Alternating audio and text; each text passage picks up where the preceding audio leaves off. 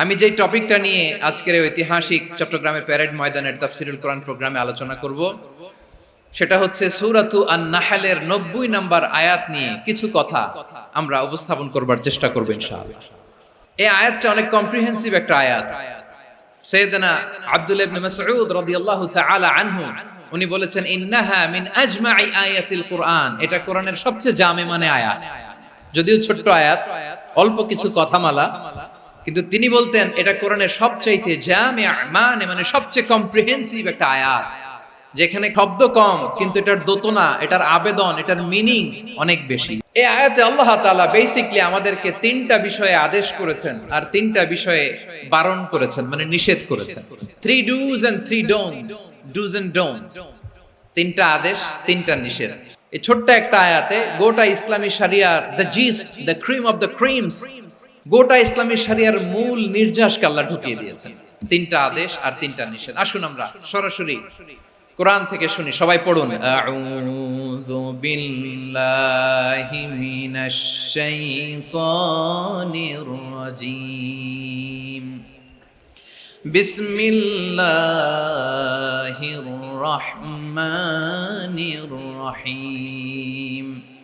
ইন্নাল্লাহা ইয়া'মুরু বিল আদলি ওয়াল ইহসানি ওয়া ইতাই যিল কুরবা ওয়া ইয়ানহা আনিল ফাহশাই ওয়াল মুনকারি ওয়াল বাগই ইয়া'ইযুকুম লা'আল্লাকুম তাযাক্কারুন। আল্লাহ তাআলা ইরশাদ করছেন ইন্নাল্লাহা ইয়া'মুরু বিল আদলি ওয়াল ইহসান, নিশ্চয় আল্লাহ তাআলা তোমাদেরকে ন্যায় বিচারের আদেশ দেন, সদাচরণের আদেশ দেন, নিকটাত্মীয়দেরকে দানের আদেশ দেন। আদেশ কয়টা? নিশ্চয় আল্লাহ তাআলা তোমাদেরকে ন্যায় বিচারের আদেশ দেন, সদাচরণের আদেশ দেন, তিনি তোমাদের নিকটাত্মীয়দেরকে দানের আদেশ দেন, আর তিনি তোমাদেরকে অশ্লীলতা থেকে নিষেধ করেন, মন্দ কাজ থেকে নিষেধ করেন, অবাধ্যতা সীমা লঙ্ঘন থেকে নিষেধ করেন। তিনি তোমাদেরকে উপদেশ দেন যাতে তোমরা শিক্ষা গ্রহণ করো। সুবহানাল্লাহ। উপদেশ দিচ্ছে স্বয়ং কে? তিনটা জিনিসের আদেশ। ইয়া'মুরু বিল আদল, সুবিচার, ন্যায় বিচারের আদেশ তিনি দেন। ইহসানের আদেশ দেন, যাতে আমরা ইহসান করি, একে অপরের প্রতি সুবিচার করি, মহানুভবতা দেখায়, অনুগ্রহ দেখায়, আর নিকট আত্মীয়দেরকে যেন আমরা দান করি। এই তিনটা আদেশ তিনি দিয়েছেন। আর কোন তিনটা জিনিস থেকে তিনি বারণ করেছেন? অশ্লীলতা, ফাহশা, মুনকার, মানে সব মন্দ আর অসৎ কাজ, এগুলো থেকে তিনি আমাদেরকে বারণ করেন।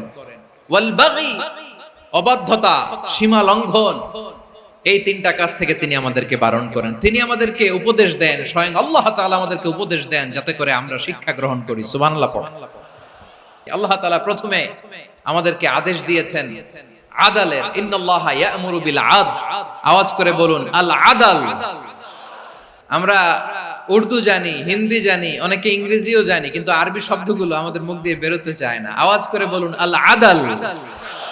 মাশাআল্লাহ। ইন্নাল্লাহা ইয়া'মুরু বিল আদল, আল্লাহ তাআলা আমাদেরকে আদলের আদেশ দেন। আদল অনেকে না বুঝলেও আদালত শব্দটা বুঝবেন। আদালত, আদালত, আদালত বুঝেন না? যেখানে বিচার কার্যের ফয়সালা করা হয়, কোর্ট কাচারি, আদালত, এটা তো ভেরি কমন। এটা শুনছেন না সবাই? আদালত, যেখানে ন্যায় বিচার হবে, সুশাসন হবে।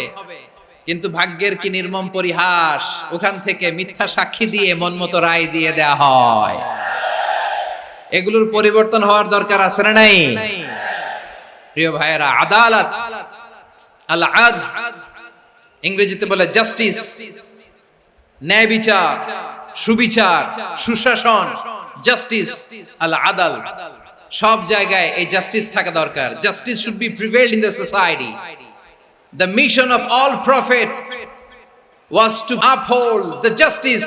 সব নবীর মিশন ছিল এই জাস্টিসকে, আদালকে, সুশাসন আর সুবিচারকে নিশ্চিত করা। পড়েন সুবহানাল্লাহ।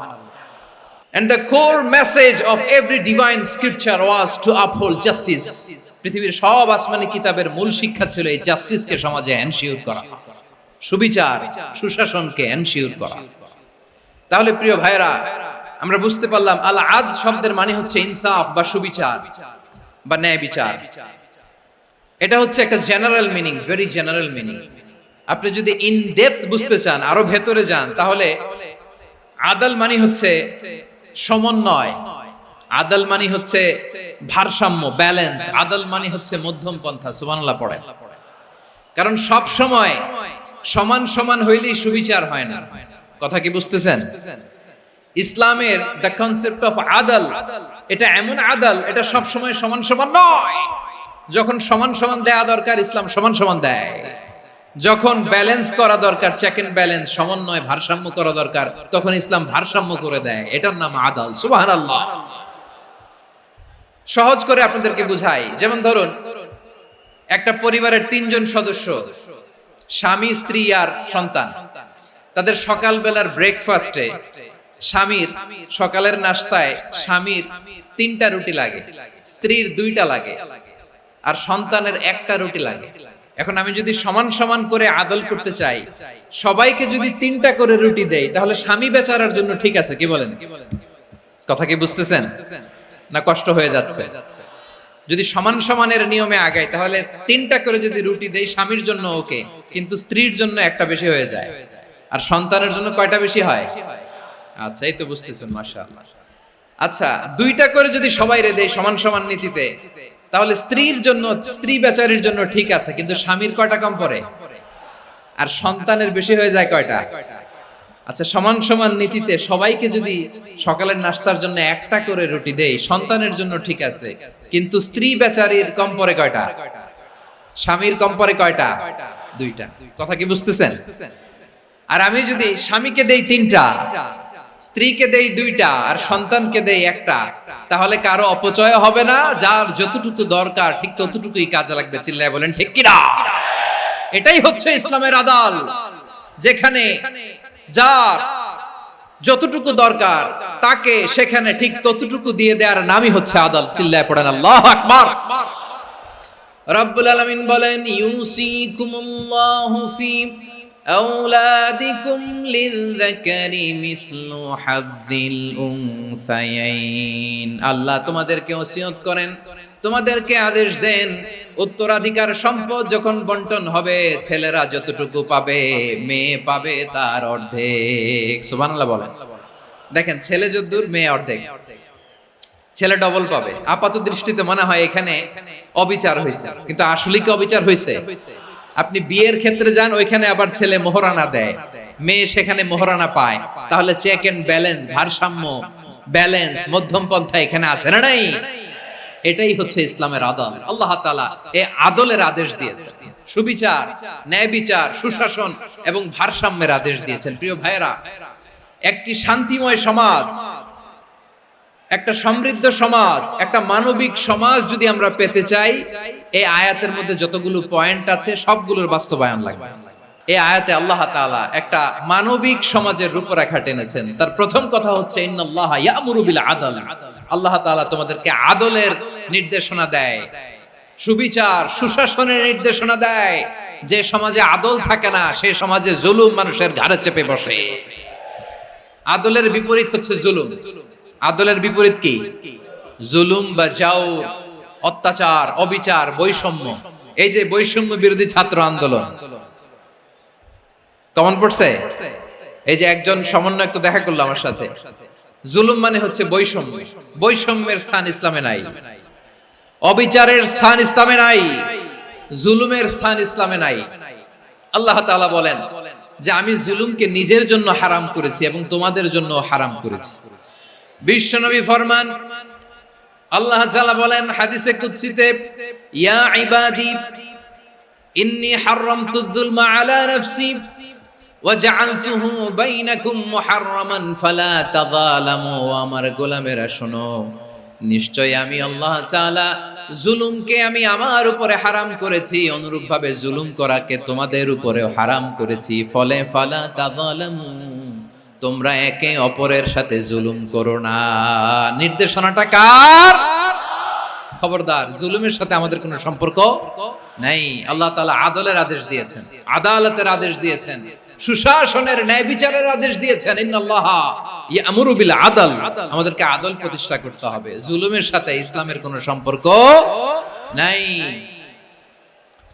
আল্লাহ তাআলা জালিমদের জন্য কঠিন শাস্তি প্রস্তুত করে রেখেছেন। এক্সট্রা জুডিশিয়াল কিলিং এর কোনো হিসাব নাই। বিচার বহির্ভূত হত্যা, এনফোর্স ডিসঅ্যাপিয়ারেন্স, গুম, যেটা সবচাইতে বড় মানবতা বিরোধী অপরাধ। কত মানুষ যে গুম হয়েছে তার কোনো ইয়ত্তা নাই। যেই ফ্যামিলির সদস্য গুম হয়েছে তারা কি ওই লোকটার জন্য মাগফিরাতের দোয়া করবে নাকি সুস্বাস্থ্যের দোয়া করবে তারা নিজেরাও জানতো না, কারণ জানে না ও বেঁচে আছে না মরে গেছে। আহা, বিডিআর নওজওয়ানদের যারা ছাড়া পেল দেখলাম, বিনা অপরাধে, কোন অন্যায় ছাড়া, অপরাধ ছাড়া তাদের জীবন থেকে, তাদের তারুণ্যের, তাদের যৌবনের 15 বছর, 16 বছর, 17 বছর নাই, 6 মাস বয়সের ছোট বাচ্চাকে রেখে জেলে গেছে।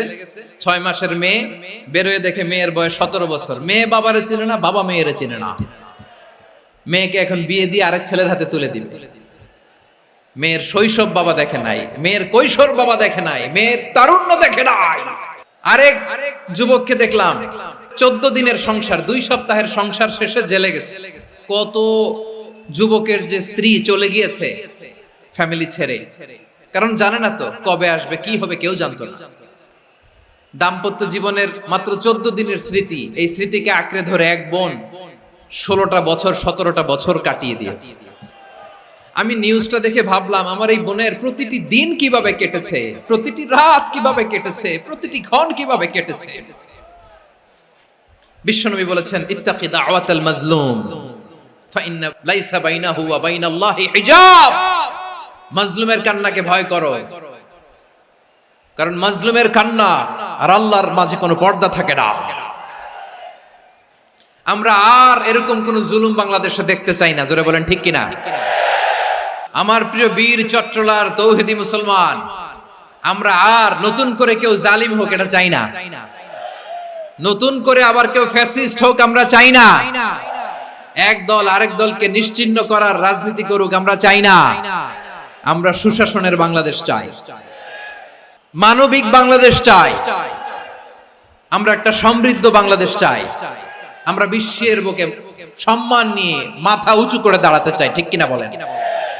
আল্লাহ বললেন, এটা যদি তোমরা চাও, একটা সমৃদ্ধ সমাজ যদি বিনির্মাণ করতে চাও, মানবিক সমাজ যদি বিনির্মাণ করতে চাও, আমি তোমাদেরকে সেজন্য প্রথমে আদালতের নির্দেশ দিলাম। ইন্নাল্লাহা ইয়া'মুরু বিল আদল, নিশ্চয় আল্লাহ তাআলা তোমাদেরকে ন্যায় বিচার, সুশাসন এটার আদেশ দেন। সুবহানাল্লাহ।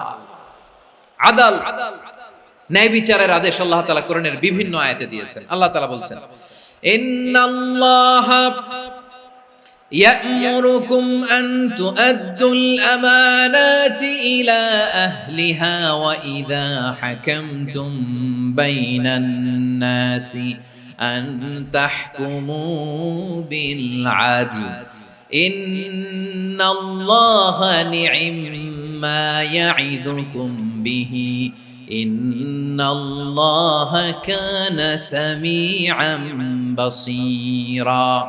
আল্লাহ তাআলা বললেন, আল্লাহ আদেশ দিচ্ছেন, যে ব্যক্তি আমানতের হকদার তার হাতে তোমরা আমানত পৌঁছে দাও। আর যখন তোমরা বিচার কার্য করবে, বিচার ফয়সালা করবে, আদালতের সাথে করো। সুবহানাল্লাহ বলেন। ওয়া ইযা হাকামতুম বাইনান নাসি আন তাহকুমু বিল আদল, আদালতের সাথে করবা। আল্লাহ তাআলা বলেন, যারা জাজ হবে, বিচারক হবে, তাদের যদি বাদী বিবাদীর কারোর সাথে শত্রুতা থাকে, কারোর সাথে যদি কোনো ধরনের রেষারেষি থাকে, আল্লাহ বলেন বিচার কার্য করতে যে ওই শত্রুতা রেষারেষির কারণে আদালতের বাইরে যে অবিচার করে বিচার করো না। ওয়ালা ইয়াজরিমান্নাকুম শানাআনু কওমিন আলা আল্লা তা'দিলু ই'দিলু হুয়া আকরাবু লিত্তাকওয়া ওয়াত্তাকুল্লাহা ইন্নাল্লাহা খাবীরুম বিমা তা'মালুন। খবরদার কোন জাতির প্রতি, কোন গোষ্ঠীর প্রতি, কোন গোত্রের প্রতি আক্রোশ যেন তোমাদেরকে ন্যায় বিচার থেকে দূরে সরিয়ে না দেয়। বরং আমি আল্লাহর আদেশ হলো ইদিলু, তোমরা আদল করো, ন্যায় বিচার করো, সুবিচার করো, সুশাসন প্রতিষ্ঠা করো। হুয়া আকরাবু লিত্তাকওয়া, এটাই তাকওয়ার সবচেয়ে কাছাকাছি। সুবহানাল্লাহ বলেন। কোরআনের বিভিন্ন আয়াতে আল্লাহ তাআলা স্পেসিফিকলি ধরে ধরে বিচার করার সময় আমরা যেন আদল করি সেটা বলেছেন। কোরআনের কোন কোন জায়গায় আল্লাহ তাআলা এই আল আদল শব্দটা ব্যবহার করেছেন। আবার একই জিনিস ইনসাফ, সুবিচার, সুশাসন, ন্যায় বিচার, ন্যায় পরায়ণতা বুঝাতে আল্লাহ তাআলা কখনো কখনো আল কিসত শব্দটা ব্যবহার করেছেন।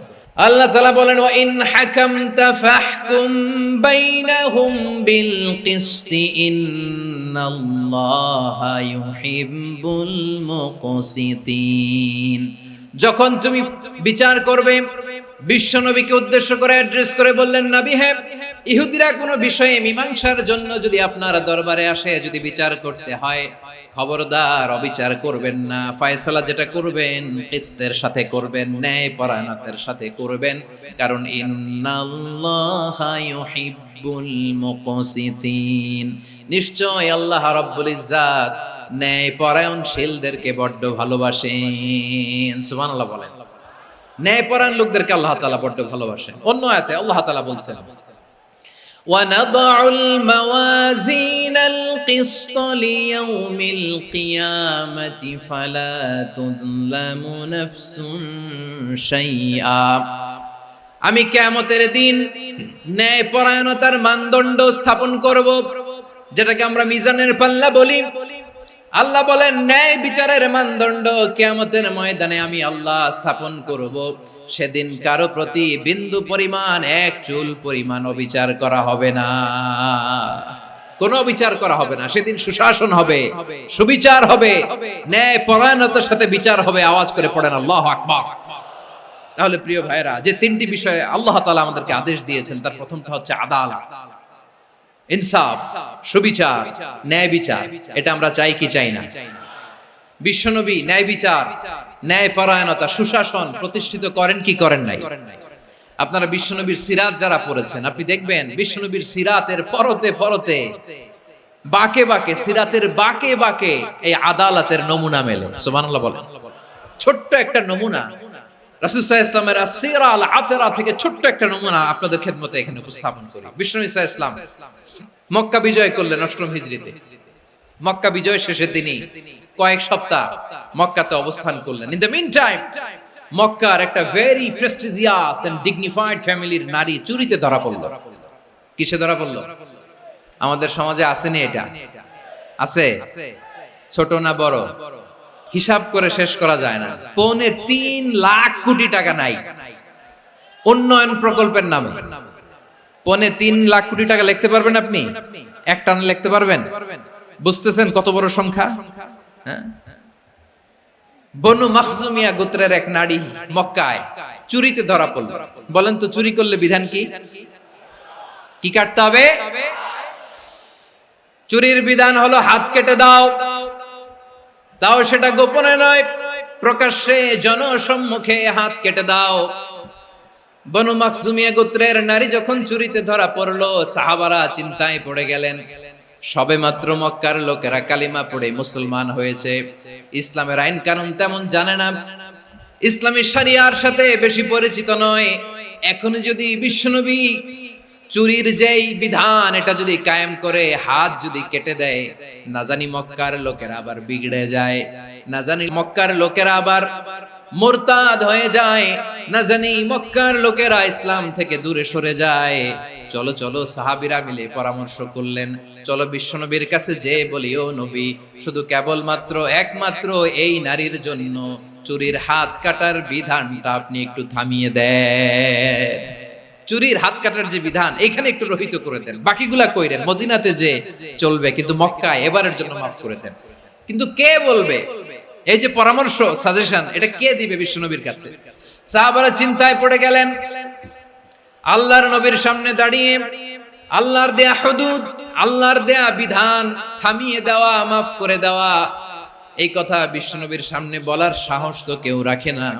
কেউ কেউ বলল বিশ্বনবীর পালক পুত্র যায়েদ বিন হারেসার সন্তান উসামারে বিশ্বনবী নাতির মতো আদর করে, বড্ড বেশি ভালোবাসে উসামারে। এজন্য সাহাবারা উসামাকে বলতো হিব্বু রাসূলিল্লাহ, বিশ্বনবীর ভালোবাসা। কি বলতো? সাহাবীরা বললেন বিশ্বনবীর ভালোবাসা হিব্বু রাসূলিল্লাহ, উসামারে পাঠাও।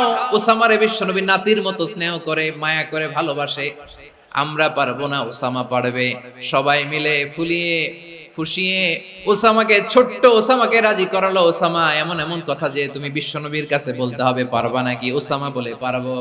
সাইয়েদনা ওসামা রাদিয়াল্লাহু তাআলা আনহু তরুণ সাহাবী বিশ্বনবীর কাছে গেলেন, যে বললেন নবী, বনু মাখজুমিয়া গোত্রের এক নারী চুরিতে ধরা পড়েছে, এবারের জন্য কি এই মহিলাটারে মাফ করে দিলে হয় না? এবারের জন্য একটু ক্ষমা করা যায় না নবী? বিশ্বনবী বলেন আতাশফাউ ফি হাদ্দিম মিন হুদুদিল্লাহ, তোমার এত বড় সাহস উসামা, তুমি আল্লাহর হাদ, আল্লাহর দেয়া বিধান, এটার ব্যাপারে সুপারিশ করতে এসেছো?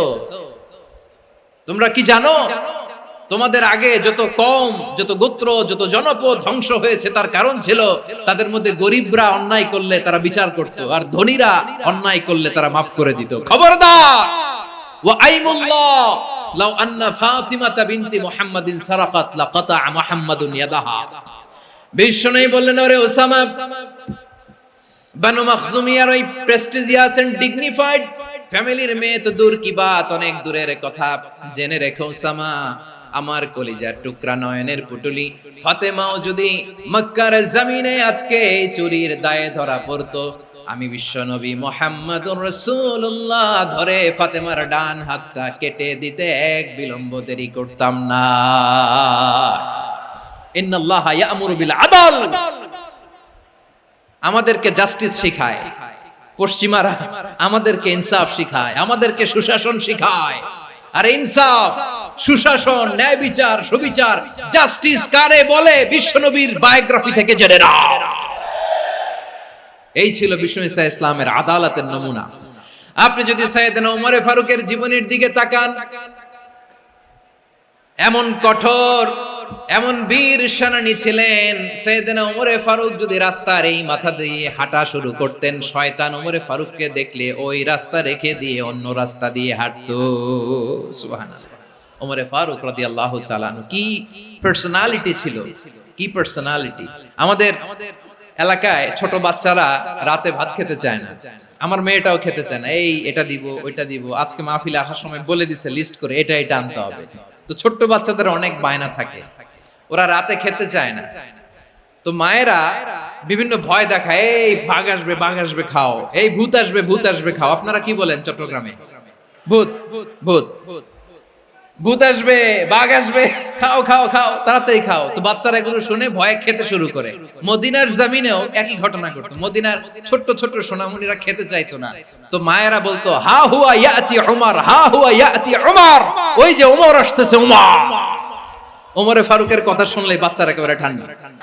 প্রভু তুমি বলেছ রাসূল দেবে না, বলনি দেবে না ওমর, বলনি দেবে না হামজা তারি, খালিদ বিজয় সমর।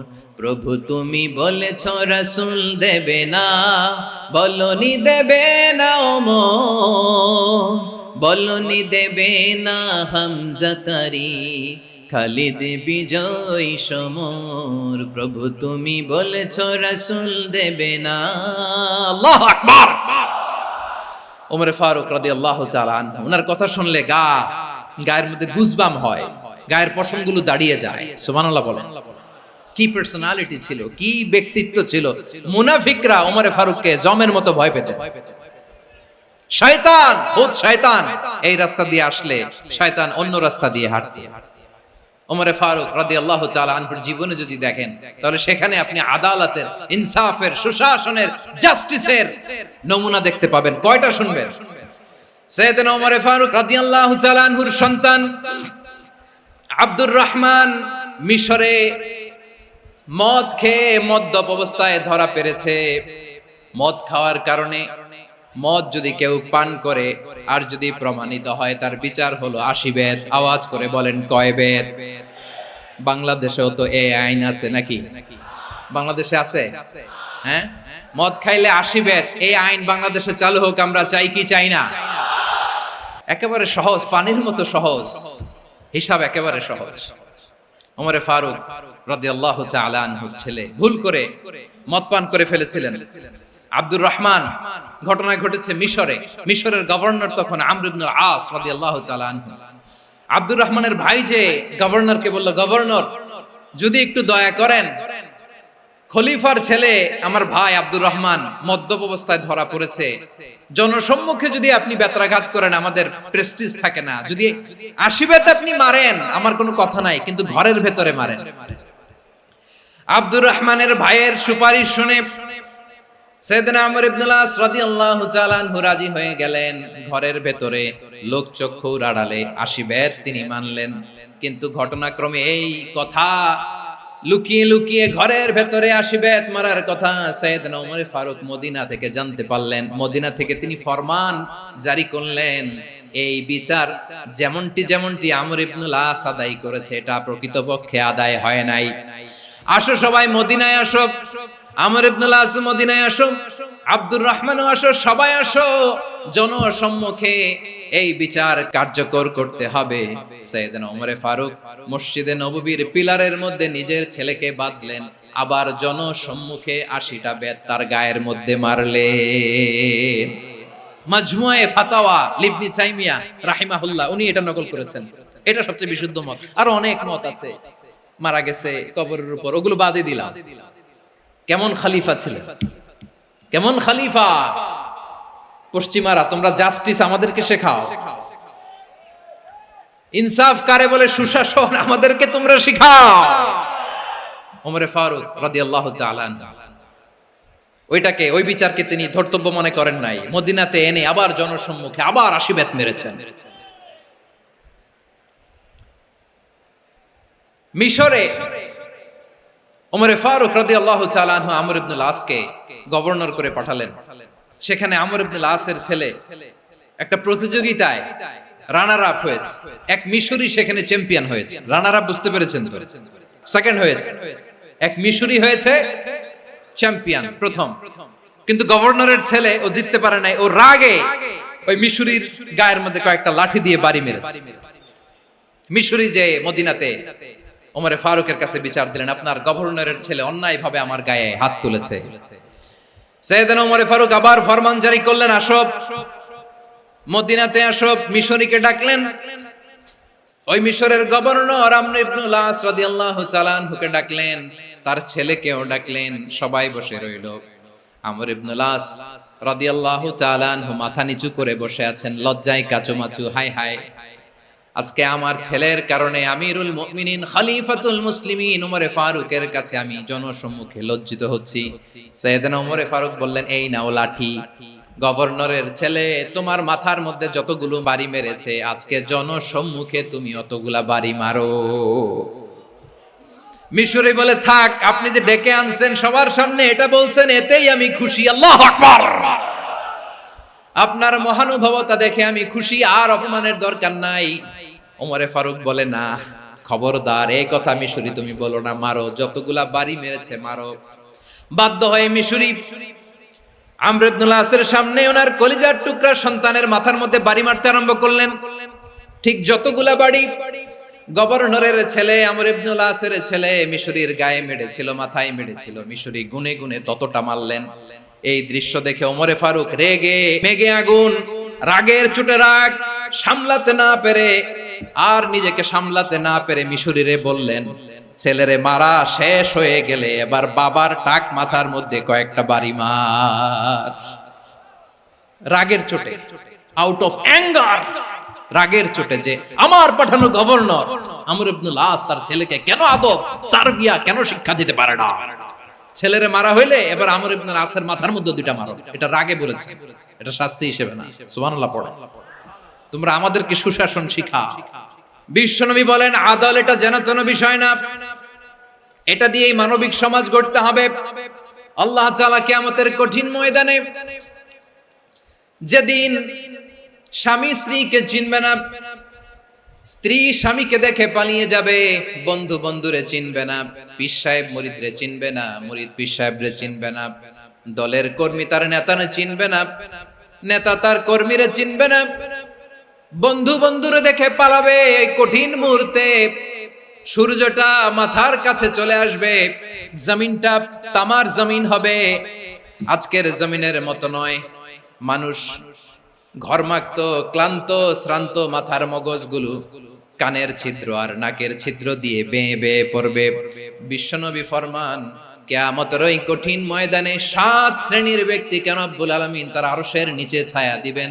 তার মধ্যে প্রথম শ্রেণীর ব্যক্তি হলো ইমামুন আদিল, যে ইনসাফের সাথে বিচার করে, যে জাস্টিস সমাজে সার্ভ করে, যে সুশাসন নিশ্চিত করে, ওই ইমামুন আদিল। আদিল শব্দটা বুঝছেন না? ইন্নাল্লাহা ইয়া'মুরু বিল আদল, পাইছেন? আদিল। 7 শ্রেণীর ব্যক্তিকে আল্লাহ তাআলা সুশীতল আরশের নিচে ছায়া দিবেন, যেদিন তার দেয়া ছায়া ছাড়া কোনো ছায়া থাকবে না। এর প্রথম হচ্ছে ইমামুন আদিল, ন্যায়পরায়ণ শাসক। চিল্লায় বলেন সুবহানাল্লাহ। আবার বিশ্বনবী বললেন, ইন্নাল মুকসিতিনা ইনদাল্লাহি আলা মানাবিরা মিন নূর আন ইয়ামিনির রহমান। কিয়ামতের দিন যারা ন্যায় পরায়ণ হিসেবে আল্লাহর সামনে দাঁড়াবে, কিয়ামতের দিন রব্বুল আলামিন তার আরশের ডান দিকে ওই ন্যায় পরায়ণ লোকদের জন্য আরশের ডান দিকে একটা নূরের মিম্বারে তাদেরকে বসার সুযোগ করে দিবে। আল্লাহর আরশের ডান দিকে ন্যায় পরায়ণ লোকদের জন্য আল্লাহ তাআলা নূরের মিম্বার বানাবে। চারটেখানে কথা মনে করেছেন? আল আদাল, জাস্টিস, ইন্নাল্লাহা ইয়া'মুরু বিল আদল। আল্লাহ তাআলা এই আদালতের নির্দেশনা দেন, সুবিচার, সুশাসন। প্রিয় ভাইয়েরা, এটা আমরা বাংলাদেশে চাই কি চাই না? এই যে অরাজকতা, এই যে অন্যায়, এই যে জুলুম, এই যে ইনকনসিস্টেন্সি সমাজের অসঙ্গতির প্রধান কারণ জাস্টিস নাই, সুবিচার নাই, সুশাসন নাই।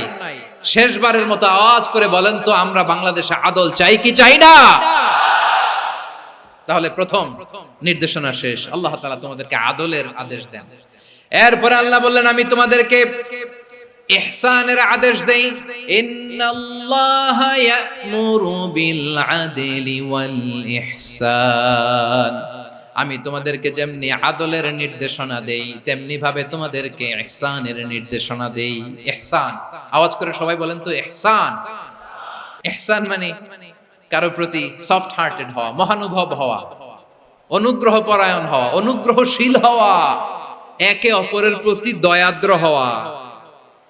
একে অপরের প্রতি দয়াদ্র, অনুগ্রহশীল হওয়া ছাড়া মানবিক সমাজ কশিনকালেও গঠন করা সম্ভব না। প্রিয় ভাইয়েরা, সুন্দর আচরণ দিয়ে, ইহসান দিয়ে যা জয় করা যায়, নরম আচরণ দিয়ে যেটা অর্জন করা যায়, কঠোরতা দিয়ে সেটা পারা যায় না। বিষ্ণু ঈসা ইসলাম ইহসান দিয়ে, কোমল আচরণ দিয়ে, তার অনুগ্রহ দিয়ে তিনি অনেক কাফিরের হৃদয়কে জয় করে ফেলেছেন। সাইয়েদনা সুমামা ইবনে উসাল রাদিয়াল্লাহু তাআলা আনহুর কথা মনে পড়ে যায়। তিনি ছিলেন ইয়ামামার বাদশা। মদিনাতে বিশ্বনবীকে হত্যা করার নিয়তে এসেছিলেন। গোপনে গোপনে বিশ্বনবীকে হত্যা করে আবার ইয়ামামাতে তিনি ফিরে যাবেন। কিন্তু কি অবাক করা কাণ্ড, হত্যা করতে পারে নাই, সাহাবাদের হাতে তিনি ধরা পড়ে গেলেন। সাইয়েদনা সুমামা ইবনে উসাল রাদিয়াল্লাহু তাআলা আনহু হত্যার নিয়তে আসলেন, কিন্তু হত্যা করতে পারলেন না। সাহাবারা ওনাকে ধরে ফেললেন, ধরে মসজিদে নববীর পিলারের মধ্যে বেঁধে রাখলেন। সুমামা ইবনে উসাল, সিরাত থেকে শুনে, সিরাত থেকে শোনাচ্ছি, রাদিয়াল্লাহু তাআলা আনহু ইয়ামামার অধিপতি ছিলেন। বিশ্বনবীকে হত্যার জন্য আসছেন, ধরা পড়ে গেছেন, এখন মসজিদে নববীতে বেঁধে রাখছেন। তার মানে বন্দী। এখন স্ট্যাটাস কি? বন্দী, ক্যাপটিভ। তো বিষ্ণু ঈসা ইসলাম সাহাবাদেরকে বললেন, তার খোঁজ খবর নিও, সুমামা ইবনে উসালের খোঁজ খবর নিও। সাহাবারা বলেন, ইয়া রাসূলুল্লাহ, আপনাকে হত্যা করতে এসেছে, তার তো কঠিন ক্যাপিটাল পানিশমেন্ট হওয়া দরকার, কঠিন শাস্তি হওয়া দরকার। বিশ্বনবী বললেন, না, আমি যেটা জানি তোমরা সেটা জানো না, তোমরা সুমামার সাথে ভালো আচরণ করো। বিশ্বনবী সুমামার কাছে গেলেন। প্রথম দিন যে তিনি কালেমার দাওয়াত দিলেন, ইমানের দাওয়াত দিলেন, ইসলামের দাওয়াত দিলেন, রিসালাতের দাওয়াত দিলেন, আখিরাতের দাওয়াত দিলেন। পরের দিন যে বিশ্বনবী সালাতের দাওয়াত দিলেন, যাকাতের দাওয়াত দিলেন, ইসলাম কি, কিভাবে, কেমন করে পালন করতে হয় চমৎকার আর্টিকুলেট করতে শুরু করলেন। তন্ময় হয়ে সুমামা ইবনে উসাল রাদিয়াল্লাহু তাআলা আনহু বিশ্বনবীর কথাগুলো শুনতে আরম্ভ করলো। একদিন নয়, 2 দিন নয়, টানা 3 দিন বিশ্বনবী সুমামার কাছে ইসলামকে প্রেজেন্ট করেছেন, উপস্থাপন করেছেন। আওয়াজ করে বলেন, কয় দিন? 3 দিন। 3 দিন মসজিদে নববীতে বাধা। আর সাহাবীদেরকে বললেন, তার খোঁজ খবর নিও, তোমরা যে রুটি বানাও এর মধ্যে সবচেয়ে ভালো আটার রুটিটা তারে দিও, সবচেয়ে রিফাইন্ড খেজুর, যেটা পিওর খেজুর, এটা তারে দিও। আর বিশ্বনবী নিজের উট থেকে দুধ দহন করে ওনার বাড়ির এক কর্মচারীকে বলেছেন, দুধ দহন করে সুমামার জন্য নিয়ে যেও। সুবহানাল্লাহ পড়বেন না? সবাই তো অবাক, ইয়ামামা থেকে আসছে নবীকে হত্যা করতে, বিশ্বনবী দেখে তারে জামাই আদর করে। একদিন নয়, 2 দিন নয়, টানা 3 দিন বিশ্বনবী এভাবে সুমামার কাছে যে ইসলামকে প্রেজেন্ট করতে আরম্ভ করলেন, ইসলামকে উপস্থাপন করতে শুরু করলেন। আর তাকে চমৎকার এন্টারটেইনমেন্ট, আপ্যায়ন দিতে আরম্ভ করলেন। টানা 3 দিন যখন ইসলামের দ্য বিউটিজ অফ ইসলাম, ইসলামের সুমহান বাণী, সৌন্দর্য তার কাছে উপস্থাপন শেষ, তাকে আপ্যায়ন শেষ, বিশ্বনবী বললেন সাহাবাদেরকে, যাও এবার সুমামার হাতের পায়ের রশি দুটো খুলে দাও। সাহাবারা তর্ক জুড়ে দিলেন, লা ইয়া রাসূলুল্লাহ, এমনটা করবেন না, তো ভয়ঙ্কর ভয়ঙ্কর খুনি, কি জানি কি হয়ে যায়। বিশ্বনবী বললেন, না, তার হাতে পায়ের রশিগুলো খুলে দাও। সাহাবারা বিশ্বনবীর কথা মতো তার হাতে পায়ের রশিগুলো খুলে দিল। সুমামা মুহূর্তের মধ্যে মসজিদে নববী থেকে বের হয়, ইয়ামামায় ফিরে না যে মসজিদে নববীর পাশে একটা খেজুর বাগান ছিল, সেখানে চলে গেলেন। সেখানে একটা ছোট্ট কুয়া ছিল, কুয়ার পানি দিয়ে তিনি গোসল করলেন। সুবহানাল্লাহ পড়েন। কুয়ার পানি দিয়ে গোসল করে মসজিদে নববীর সামনে এসে বিশ্বনবী এবং সাহাবাদের সামনে দাঁড়িয়ে সাব্বাবা উঁচু করে বললেন, আশহাদু আল্লা ইলাহা ইল্লাল্লাহ ওয়া আশহাদু আন্না মুহাম্মাদান আবদুহু ওয়া রাসূলুহু। আমি সাক্ষ্য দিচ্ছি আল্লাহ ছাড়া কোনো ইলাহ নাই, আর মুহাম্মদ আল্লাহ তাআলার প্রেরিত বান্দা এবং রাসূল। প্রিয় ভাইয়েরা, ইহসান দিয়ে যা জয় করা যায়, কঠোরতা দিয়ে সেটা কঠিনকালেও জয় করা যায় না। আওয়াজ করে বলেন, ঠিক কি না? এবার সুমামা দাঁড়িয়ে বলে, ওগো নবী, আমি তো কালিমা পড়ে মুসলমান হয়ে গেলাম, এবার শোনেন, এই মুহূর্তের আগে আপনার চেহারার চাইতে নিকৃষ্ট কোনো চেহারা আমার কাছে ছিল না, কিন্তু শাহাদা পাঠ করার পরে আপনার চেহারার চাইতে উত্তম শ্রেষ্ঠ কোনো চেহারা আমার কাছে আর নাই। ও নবী, আজকের দিনের আগে ইসলাম ধর্মের চেয়ে নিকৃষ্ট অপছন্দনীয় কোনো ধর্ম আমার কাছে ছিল না, কিন্তু এই মুহূর্ত থেকে ইসলামের চেয়ে সেরা শ্রেষ্ঠ পছন্দনীয় কোনো ধর্ম আমার কাছে নাই।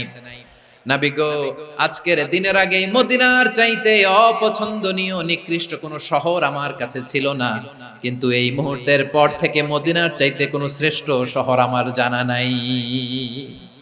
সে ছিল গমের বড় ডিলার, গম বেচতো। কি বেচতো? তার গম কিনে মক্কার লোকেরা রুটি খাইতো। সে ঘোষণা দিল, আজকে থেকে মক্কাবাসীদের জন্য সব গম আমি হারাম করে দিলাম, মক্কাবাসী এখন না খেয়ে মরে। সুবহানাল্লাহ পড়বেন না? মক্কাবাসী বিশ্বনবীর কাছে আসলেন, এসে বললেন, মুহাম্মদ, আমরা তো তোমার ভাই, তোমার চাচা, তোমার ভাতিজা, তোমার আত্মীয়, তুমি সুমামারে বলো সে যেন আবার গমের সাপ্লাই মক্কার জন্য অনুমতি দিয়ে দেয়। বিশ্বনবীর অনুমতি ক্রমে সুমামা আবার মক্কাতে গম পাঠাতে শুরু করলো। পড়েন সুবহানাল্লাহ। ইহসান, ইহসান দিয়ে আপনি যেটা জয় করতে পারবেন, you can win the heart of your enemies.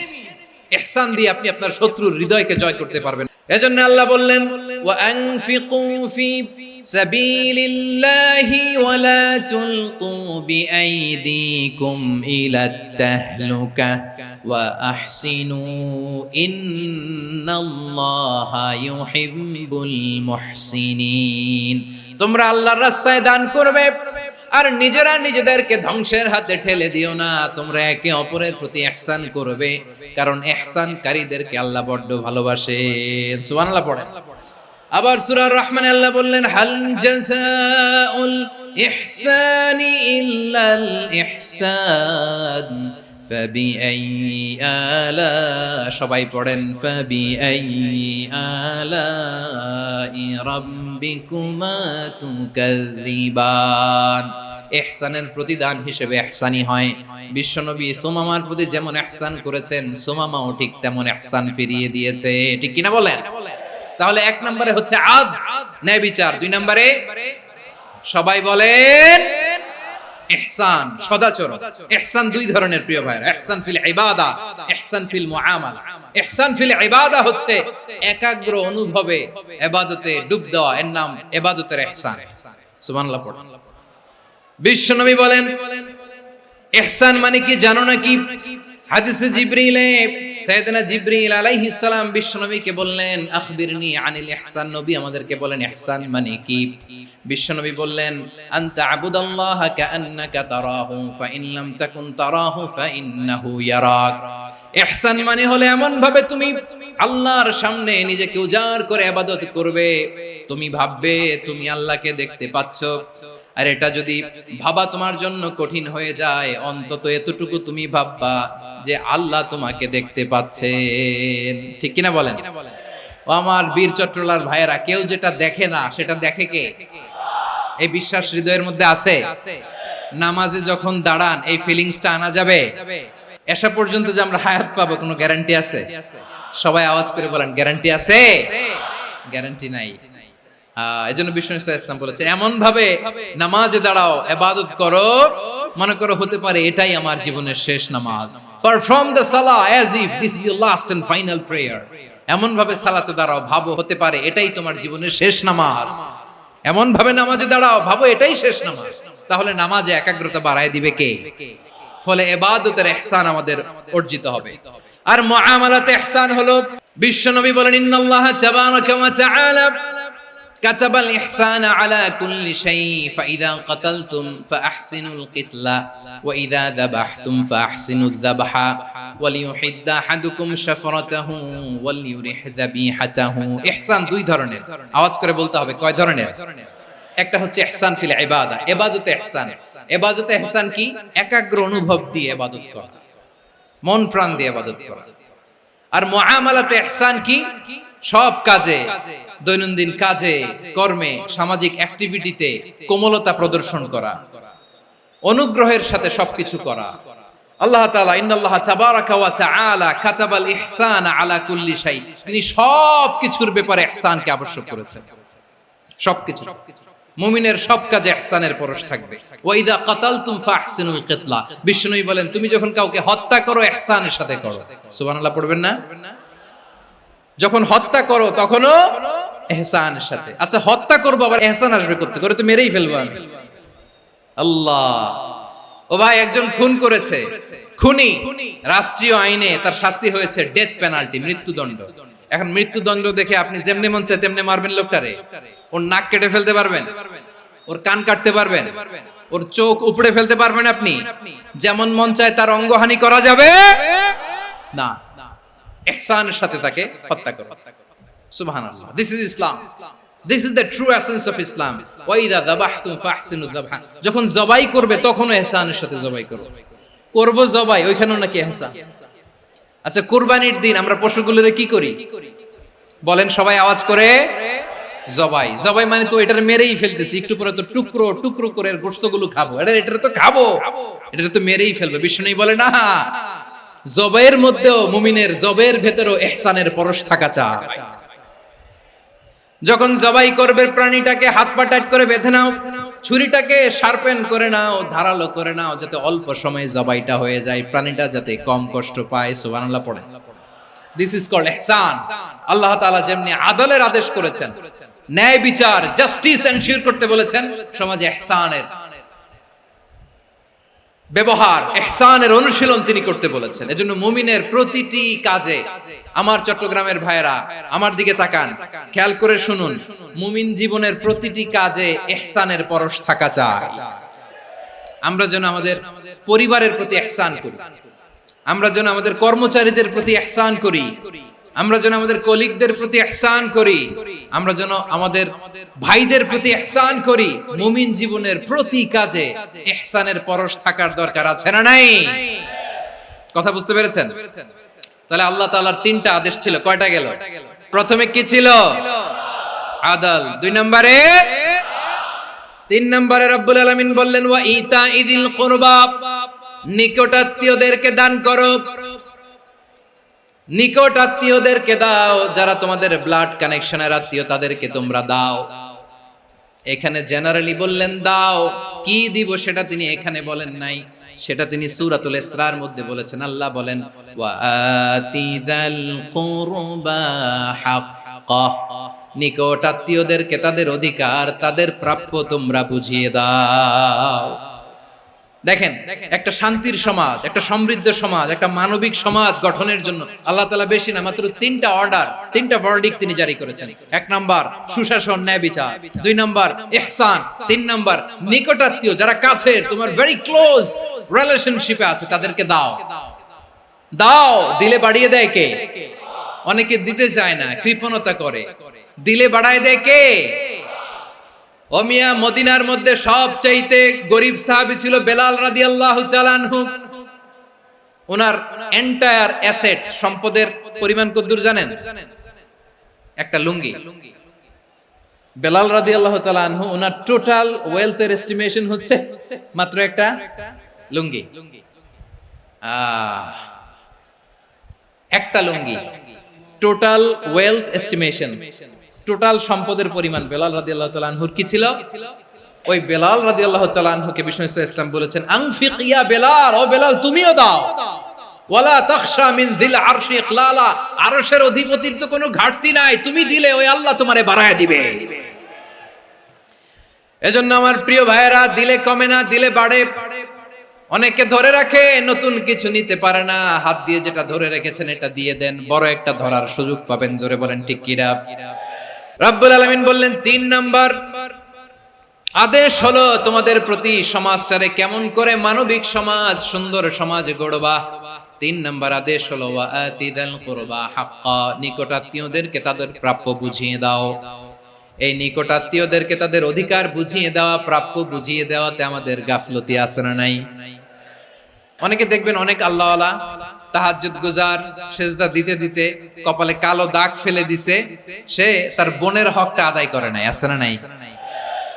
অনেক বড় হাজী সাহেব, বিশাল লম্বা দাড়ি, ছেলেরে সব দিয়ে দিছে, মেয়েরে কিছু দেয় নাই, মেয়ের হক আদায় করে নাই। আছে না নাই? এই হাজী সাহেবেরা, এই আল্লাহওয়ালারা কিয়ামতের ময়দানে আটকে যাবে। আপনি অন্যের অধিকার নষ্ট করেছেন, তাদের রাইটস কে ভায়োলেট করেছেন। এজন্য আল্লাহ তাআলা বলেন, কারো অধিকার যদি কেউ নষ্ট করে, ওই সমাজটা মানবিক সমাজ কঠিন কালেও হতে পারে না। এজন্য ৩ নম্বর আল্লাহ বললেন ওয়া ইতা ইদিল কুরবা, নিকটাত্মীয়দেরকে দাও। কি দিবা? তাদের অধিকার দিয়ে দাও। বোনের অধিকার বুঝিয়ে দাও, মেয়ের অধিকার বুঝিয়ে দাও, ফুফুর অধিকার বুঝিয়ে দাও। দেখবেন অনেক মায়েরা ছেলের পাতে মুরগির রান দেয়, মেয়ের পাতে দেয় মুরগির ঠ্যাং। তো মেয়ের কি মুরগির রান খেতে মনে চায় না? মনে চায় না? এমনটা করা যাবে না। নিকটাত্মীয়দেরকে অধিকার দিয়ে দাও, নিকটাত্মীয়ের সাথে সুসম্পর্ক রাখো। আদেশটা কার? এজন্য প্রিয় ভাইয়েরা, জীবনে যদি বারাকা অর্জন করতে চান, নিকটাত্মীয়দের সাথে সুসম্পর্ক রাখতে হবে, তাদের জন্য উপহার পাঠাতে হবে। বিশ্বনবী বলেন লা ইয়াদখুলুল জান্নাতা কাতে, যে ব্যক্তি আত্মীয়তার সম্পর্ককে ছিন্ন করে দেয়, সে কঠিন কালেও আল্লাহর জান্নাতে ঢুকবে না। আপনি কি এটারে সহজ হাদিস মনে করছেন? এটা সহজ কথা? আপনি ভাবছেন আপনার নামাজ আপনারে বাঁচাতে পারবে, আপনার রোজা বাঁচাতে পারবে, আপনার তাহাজ্জুদ আপনারে বাঁচাতে পারবে? অধিকার নষ্ট করলে কিছুই আপনারে বাঁচাতে পারবে না। এজন্য নিকট আত্মীয়দেরকে দিতে হবে বেশি বেশি। বিশ্বনবী বলেন ইন্না সাদাকাতা আলাল মিসকিনি সাদাকা ওয়া আলা যির রাহিমি ইসনাতান সাদাকাতুন ওয়া সিলা। মিসকিন রে দান করলে শুধু দানের সওয়াব হয়, নিকট আত্মীয়কে দান করলে দুইটার সওয়াব হয়, সাদাকার সওয়াব হয়, আবার আত্মীয়তার বন্ধন অটুট রাখার সওয়াব হয়ে যায়। আবার বিশ্বনবী বললেন মান সাররাহু আইয়ুবসাতা লাহু ফি রিজকিহি ওয়া ইনসালাহু ফি আসারিহি ফালইয়াসিল রাহিমা। যে ব্যক্তি তার রিজিকের প্রশস্ততা চায় আর হায়াতে বরকত চায়, সে যেন তার আত্মীয়ের সাথে সুসম্পর্ক রাখে। আমার প্রিয় চট্টলার ভাইয়েরা, আমাদের রিজিক বাড়ুক, এটা আমরা চাই কি চাই না? সবাই চান? হ্যাঁ, আমাদের রিজিকে প্রশস্ততা আসুক, চাই কি চাই না? আমাদের হায়াতে বরকত আসুক, আমরা চাই কি চাই না? এই দুইটা যদি চান তাহলে নিকটাত্মীয়দের সাথে সুসম্পর্ক রাখবেন। পারবেন? তাহলে সমাজটারে মানবিক সমাজ বানায় দিবে কে? তিনটা আদেশ চলে গেল। 1 নম্বরে কি ছিল? 2 নম্বরে, 3 নম্বরে নিকটাত্মীয়দেরকে দান। আল্লাহ তাআলা তিনটা জিনিসের যেমনি আদেশ করেছেন, অনুরূপভাবে তিনটা বিষয় তিনি বারণ করেছেন, নিষেধ করেছেন। ওগুলোর কাছেও যাওয়া যাবে। রাব্বুল আলামিন বলেন, ওয়ায়ানহা আনিল ফাহশাই ওয়াল মুনকারি ওয়াল বাগি। আমি যেমনি তিনটি বিষয়ে আদেশ করলাম, অনুরূপভাবে তিনটি বিষয়ে বারণ করলাম, নিষেধ করলাম। আমার 1 নাম্বার নিষেধাজ্ঞা হলো অশ্লীলতার প্রতি। ফাহশা, ওয়ায়ানহা আনিল ফাহশা, আল্লাহ তাআলা অশ্লীলতাকে নিষেধ করেছেন। কোন জিনিসকে? সবাই বলুন, কোন জিনিসকে? যত ধরনের, যত টাইপের, যত ক্যাটাগরির অশ্লীলতা হতে পারে সব অশ্লীলতাকে হারাম করেছেন কে? ফাহশা মানে কি? কথায়, কাজে, আচরণে, কমেন্ট, ফেসবুকের কমেন্টসে যত ধরনের নোংরামো আছে, যত ধরনের অশ্লীলতা আছে, এটাকে আরবিতে বলে ফাহশা। রাব্বুল আলামিন বলেন, কুল ইন্নামা حرم ربي الفواحش ما ظهر منها وما بطن। ও নবী, আপনি বলে দেন, আমার রব প্রকাশ্য, অপ্রকাশ্য, স্পষ্ট কিংবা অস্পষ্ট, দৃশ্যমান কিংবা অদৃশ্যমান সব অশ্লীলতাকে হারাম করেছেন। সব ধরনের অশ্লীলতা হারাম। আল্লাহ তাআলা আমাদেরকে অশ্লীলতা থেকে বাঁচান। এবার বলেন, আমাদের সমাজে অশ্লীলতা আছে না নাই?